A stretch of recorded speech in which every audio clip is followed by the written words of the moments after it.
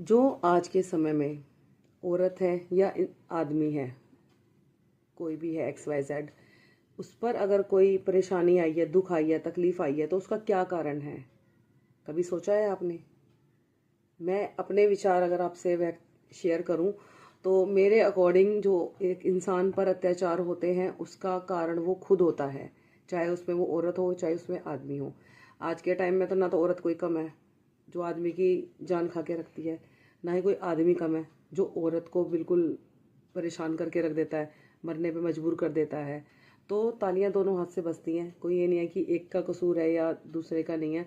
किसी किसी केसेस में आदमी की गलती होती है, किसी किसी केस में औरत की गलती होती है। लेकिन मैं एक नॉर्मली जनरली बात कह के चलूँगी कि गलती चाहे किसी की भी हो, सहने वाला जब तक सहता रहेगा दूसरा अत्याचार करता रहेगा।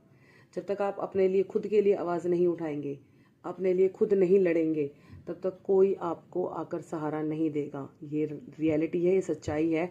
चाहे आपका इसमें दुख तकलीफ से रिलेटेड कोई चीज़ हो, चाहे आप फाइनेंशियली हो, जब तक आप खुद अपने लिए कैपेबल नहीं होंगे, अपने लिए स्टैंड नहीं लेंगे, तब तक कुछ भी सही नहीं होगा। और मैंने अपनी लाइफ में खुद इतनी चीज़ें फेस करी हैं, लेकिन मैं कभी स्टैंड नहीं ले पाई। मैं अगर क्यों नहीं ले पाई, वो स्टैंड इसलिए नहीं ले पाता इंसान की समाज को देख के, दुनिया को देख के। लेकिन जब समय बीत जाता है तब हमको ये चीज़ें याद आती है, काश हमने समय रहते स्टैंड ले लिया होता तो बेस्ट होता। तो मैं जो बात आपसे ये कह रही हूँ, क्योंकि मैंने ये चीज़ें फेस करी हैं इसलिए मैं आपसे कह रही हूँ।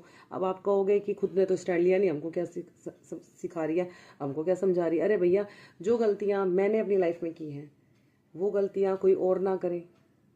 इसीलिए तो मैं ये चीज़ें आपसे शेयर कर रही हूँ कि अपनी लाइफ में अपने लिए स्टैंड लेना सीखें। जब तक आप अपने लिए नहीं बोलेंगे, अपने लिए नहीं कुछ करेंगे, तब तक किसी को कोई फ़र्क नहीं पड़ रहा आप मर रहे हैं जी रहे हैं। कल के मरते आप आज मर जाएं, किसी को रत्ती भर फ़र्क नहीं पड़ेगा।